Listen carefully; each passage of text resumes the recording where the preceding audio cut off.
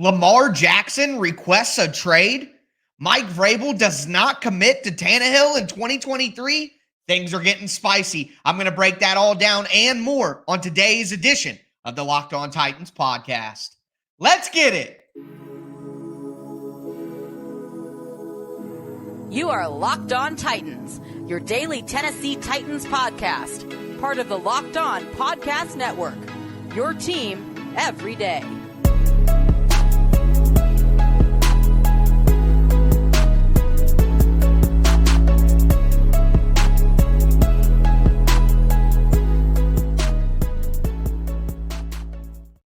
Welcome to the Locked On Titans podcast. I am your host, Tyler Rowland. Titans fans, we got so much Titans news to discuss on today's show. Number one, Mike Vrabel doesn't commit to Ryan Tannehill while Lamar Jackson requests a trade, while John Lynch talks about Brock Purdy being the starter in San Francisco. We got a ton of quarterback news to discuss. Then we're going to talk about Ryan Carthon and the comments that he made at the NFL league meetings. He absolutely dropped a hammer on Jared Stillman's rumor about Kevin Byard. Also made some comments about some of the new free agent signings, and we'll go over the official Tennessee Titans off-season schedule and all of the important dates you need to know and why this year's off-season workout schedule is more important than any year in recent memory. I'm going to get into all of that. Before I do, want to thank you guys for making the Locked On Titans podcast your first to listen every day. Remember, Monday through Friday, Tennessee Titans content on all platforms all year long and always for free. Make sure that you get subscribed, stay subscribed to the Locked On Titans podcast. Throw a thumbs up on the video right now if you're watching on YouTube. Help support the channel. I definitely do appreciate it. Got a lot to discuss, so let's dive right in.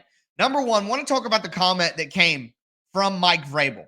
And he was asked, do you expect Ryan Tannehill to be your starter if things go according to plan? And Mike Vrabel said, I can't really commit to anyone being on the roster in September. But of course, we want Ryan as our quarterback. We want all of the guys that help us win. Look, this is what I've been saying all along. I find it very hilarious, the reaction to this. Some people coming out saying, oh, man, I can't believe he's not committing to him. I thought they already did that. I thought that we are already past this. No, that's why I said with all the previous comments, what Ryan Carthon said at his press conference, what Mike Vrabel then said at his press conference when he introduced all his new coaches, I have continued to push back against people who say that those comments that were made during those times were commitments to Ryan Tannehill. They were right down the line. Hey, positive things about Ryan, but we're still evaluating the roster. We're not committing to anything. Just like right now, we can't really commit to anyone being on the roster in September. But hey, nice things about Ryan. That is the way that they have to play it. If the Titans wanted to get rid of Tannehill or they wanted to keep Tannehill, they would never come out in public and openly admit it because that would remove all leverage they have in any situation. If they come out and say they're committed to Ryan Tannehill and someone offers 2 first-round picks for Tannehill, what are they going to do? Turn that offer down because they publicly said that they were committed to him as a quarterback? No. They're not going to put themselves in that position. So that's kind of where I wanted to start with things, because if the Titans aren't truly committed to Ryan Tannehill or aren't willing to say that, then it only makes sense that they're still canvassing their options. And we've heard the Titans in rumors about quarterback trades all season long. Now, the Titans are having visits with all of these rookie quarterbacks. I mean, they went to Ohio State to see C.J. Stroud, went to Alabama for Bryce Young, met with Will Levis. They're meeting with Anthony Richardson, whose pro day is later this week from Florida. The Titans are doing their homework on quarterbacks. So the action tells you more than the words will. But some words that may turn into actions come from Lamar Jackson, who, of course, his contract situation with the Ravens has been public. It's been openly discussed. Lamar took to Twitter on Monday morning and had this to say: in regards to my future plans, as of March 2nd, I requested a trade from the Ravens organization for which the Ravens have not been interested in meeting my value. Any and everyone that's met me or been around me knows I love the game of football, and my dream is to help a team win a Super Bowl. He talked about it being a business decision for him and his family, gave shout-outs to his fans. But at the end of the day, Lamar Jackson openly telling us that he requested a trade from the Ravens. And look, will the Ravens honor that trade request? Seems doubtful, with John Harbaugh going out there and saying everyone's going to look back and laugh when Lamar is the starter week 1. And why would they say anything different? They don't want to lose leverage and admit that they're trading him, because then values will go down, because they know that the Ravens are looking to trade it. So the Ravens are going to hurt their own leverage by admitting that they're looking to trade him. They're going to say exactly what they said. He's our quarterback. We'll work it out. Nothing changed, blah, blah, blah. But if you're the Titans, as I've said all along, I don't know if you make that deal, 2 first-round picks, the contract and all it entails, but the Titans, whether they trade for Lamar Jackson or not, need to go figure out what that price tag is. They need to call the Ravens, do the due diligence, figure out how much the Ravens would want in a trade for Lamar. What kind of contract would he be looking for? Even if they don't pull off the move, they need to at least do their homework, call the Ravens, and figure out what it would cost at minimum, to help them moving forward, as Ryan Carthon is now a GM, and to help them kind of set a baseline of where Lamar Jackson's value is, and he can use other values based on that. Also, just want to throw this in here quickly. John Lynch, the general manager of the San Francisco 49ers, said that right now, Brock Purdy, when he's healthy, Trey Lance and Sam Darnold would compete for the job in San Francisco. But he also said, quote, "I think Brock has earned the right with the way he played that he's probably the leader in the clubhouse." That is quite the endorsement from John Lynch for Brock Purdy. Now, his health is in question, but they signed Sam Darnold in San Francisco. If Brock Purdy is healthy by training camp, you might be able to get Trey Lance. And with the Rand Carthon connection, I know that's something that a lot of people are interested in. I've talked about how I'm not very interested in that kind of move, because you lose 2 years of rookie quarterback salary that makes it easier to build a team. You lose that, you're 2 years closer to having to give him money to the guy. So I would probably be out on something like that, but just interesting that all of these quarterback stories are happening on the same day. But that's NFL league meetings for you. Speaking of NFL league meetings, Titans general manager Ryan Carthon had some interesting things to say at the NFL league meetings. We're going to talk about that and him absolutely destroying a local Nashville radio host's attempt at breaking news. We're going to discuss that, and at the end of the show, go over the Titans off-season schedule and why it's so important. Before we get into all of that, though, do want to let you know that today's episode is brought to you by FanDuel. Look, it is a great time to bet on basketball. You got the NCAA tournament coming to a close. You got the NBA going towards the playoffs. Right now, there's no better place to bet basketball than FanDuel, America's #1 sportsbook. That's because right now at FanDuel, if you go, new customers can get a no-sweat first bet up to $1,000. That's $1,000 back in bonus bets, even if your first bet doesn't win. Go to FanDuel.com/lockedon and sign up today to claim your no-sweat first bet. The app is safe. It's secure. It's super easy to use. You can bet on the money line, the point spread, how many points a certain guy is going to score.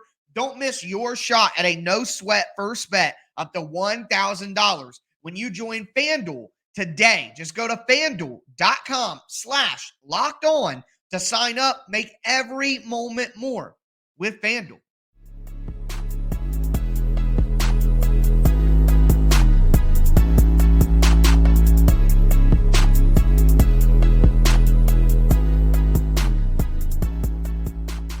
Titans fans, we are going to continue today's edition of the Locked On Titans podcast. We just talked about all the quarterback news, Mike Vrabel's comments on Ryan Tannehill, Lamar Jackson's trade request, talked about Trey Lance and his future in San Francisco, and Brock Purdy is the leader in the clubhouse to be the starter. Now I want to flip it forward, talk some more NFL league meetings, but talk about Rand Carthon's comments on a bunch of different players, but first and foremost, about Kevin Byard. Before we get into that, do want to thank you guys again for making the Locked On Titans podcast your first listen every day. Do want to let you guys know that the next 2 days, tomorrow, we're going to have a mailbag where I go through your guys' questions. the last 2 days of the week, we are going to look at the projected starting lineup for the Titans right now on offense and on defense, so we can kind of identify the biggest needs for the Titans going forward as they get into the draft.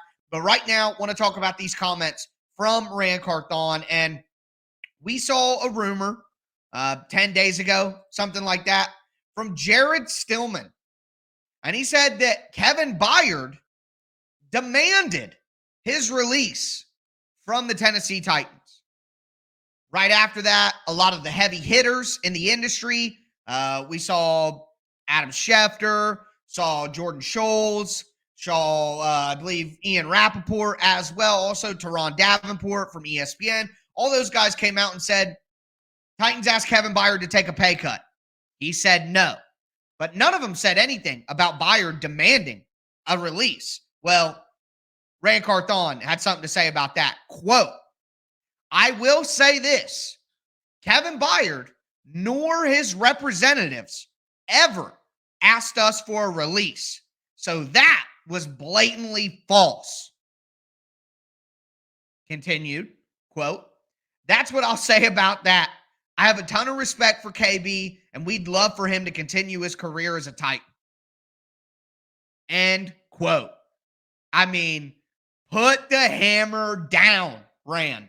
What a stupid, stupid rumor all along. Made sense that it never made sense. You know what I'm saying? So I'm not surprised that that's what Rand Carthon had to say. The conversation is pretty simple. Look, I don't deny, or I don't think that the Titans didn't ask Byard to take a pay cut. I'm sure they went to him and said, hey, what would you think about maybe taking a little bit of a cut? Byard said, well, I'm amazing, so no. And that's the end of that. That's the end of that. The Titans aren't cutting or trading Kevin Byard anytime soon. If they want to do it as a post-June 1st move, maybe. But I just have a hard time believing the Titans get to the summer and then all of a sudden decide they're going to cut their best player and try to find who to replace him. You know? I just have a hard time seeing the Titans do that. So, love seeing this quote from Rand Carthon. Love him dropping the hammer on a terrible rumor that didn't make any sense all along. But he also had some other comments that I thought were pretty interesting. He talked about Andre Dillard. And one of the big things that stood out to me when he talked about Dillard was him saying that he thought he had untapped potential, which kind of confirms what we all thought about the signing, that the Titans were going out, finding a guy who first-round pedigree, has some starting experience, got benched, but has the potential to still be a pretty good player because he was on a Philadelphia Eagles offensive line that was really good. And I mean, basically that's exactly what we see here from Rand Carthon. He said with Andre, I guess for a lack of a better way to put it, is untapped potential. This is a guy who's a former first-round pick, really athletic, and he just continues to get better. He just needed an opportunity. Carthon also said this, we'd like to start him off at left tackle and have him there first and see how it goes.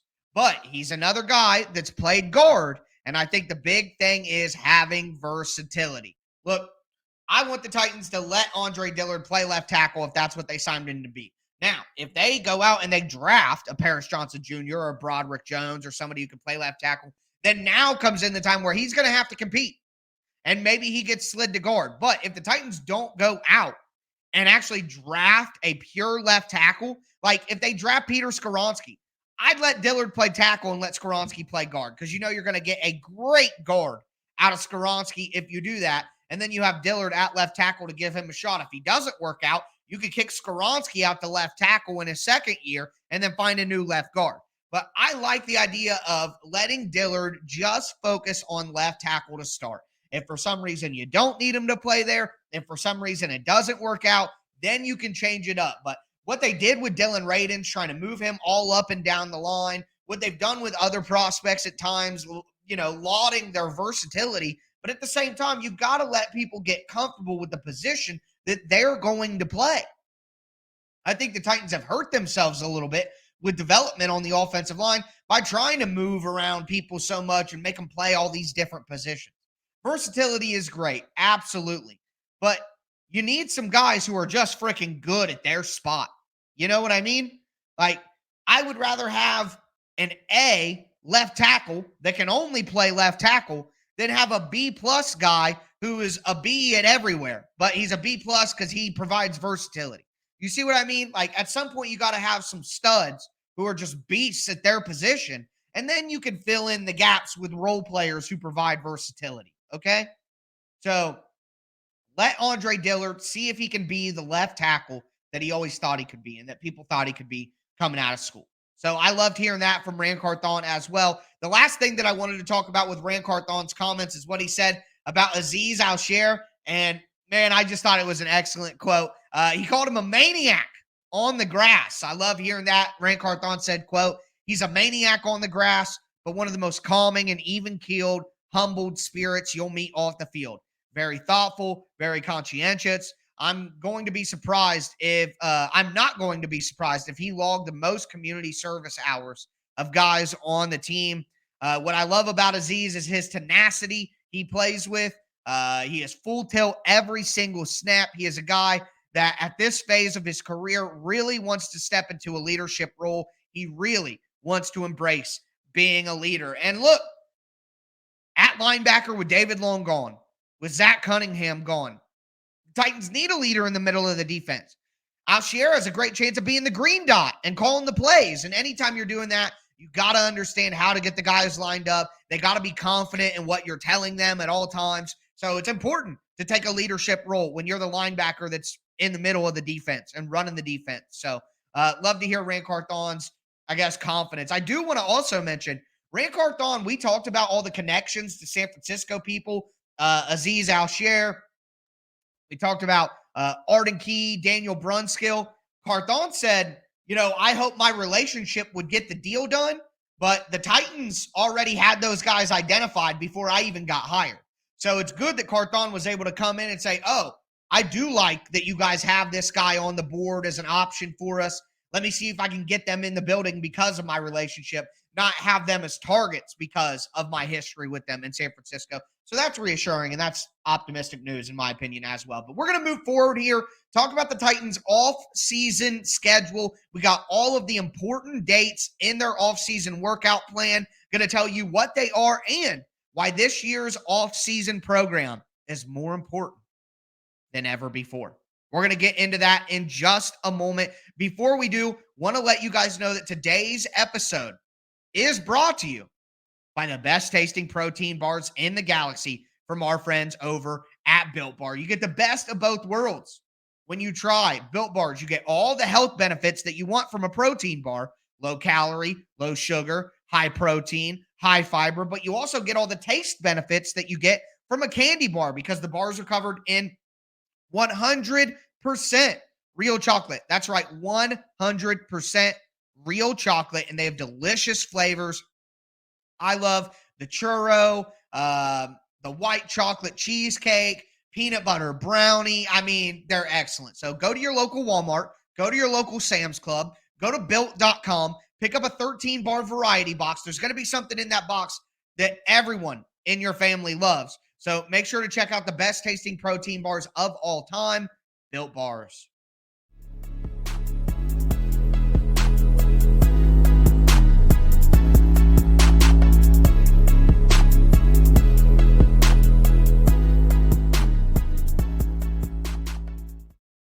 Titans fans, we are going to cap off today's edition of the Locked On Titans podcast. We talked about the quarterback news. We talked about Rand Carthon's comments at the NFL league meetings. Now want to cap off here talking about the Titans off-season workout schedule, why it's so important. Before we get into it, want to thank you guys again for making the Locked On Titans podcast your first listen every day. As for your second listen, check out the Locked On NFL Scouting with the Draft Dudes podcast.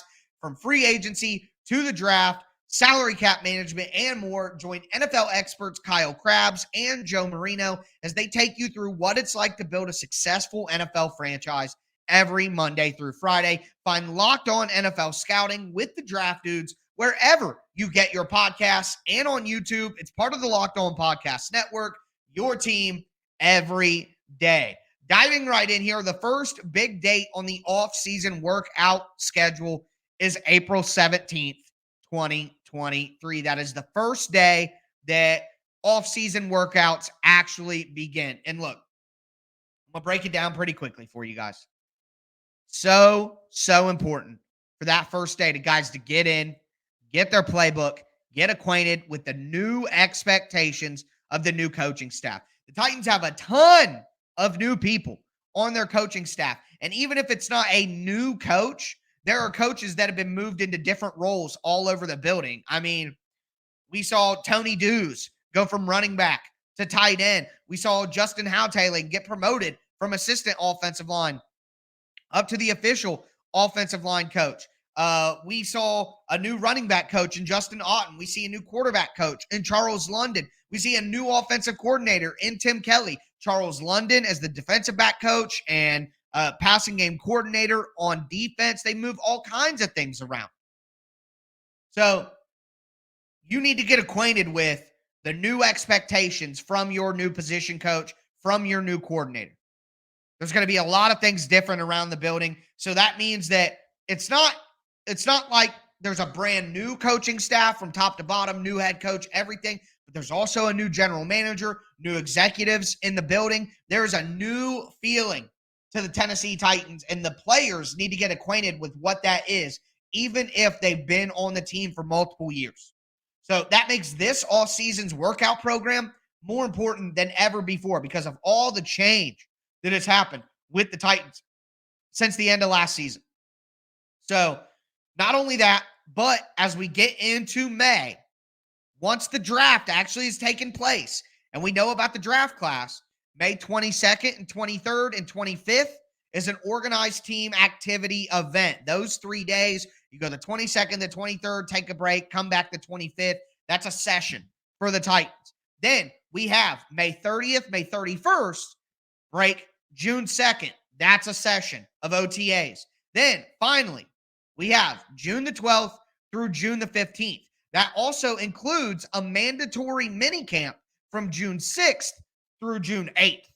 So 4 OTAs for the Titans there as part of their all-season program. After those, we'll have to wait until training camp at the end of July for the Titans to be back on the field. But again, those are so important because of all of the changes. Do want to point out, last year, there was a lot of hoopla with Traylon Burks and his conditioning and his workouts and all of that at these OTAs that we're talking about right now. So we can talk about them being inconsequential or whatever, but there's going to be some big news coming out of those no matter what happens. And then the mandatory minicamp, one thing to keep in mind there, what's going on with Jeffrey Simmons? Is his contract done by then? Does he show up? I don't expect these guys to show up to the OTA sessions necessarily, but that mandatory minicamp will be interesting to see who is in attendance for the Titans. But that's going to do it for me today, folks. I'll be back with you guys tomorrow for a mailbag. Send your questions to me at TicTacTitans on Twitter. I'll try to get to as many as I can on tomorrow's show. Depth chart review on Thursday and Friday for offense and defense. Make sure you don't miss that. Get subscribed, stay subscribed to the Locked On Titans podcast. But that's going to do it for me today, folks. As always, I am your host, Tyler Rowland, and this is Locked On Titans.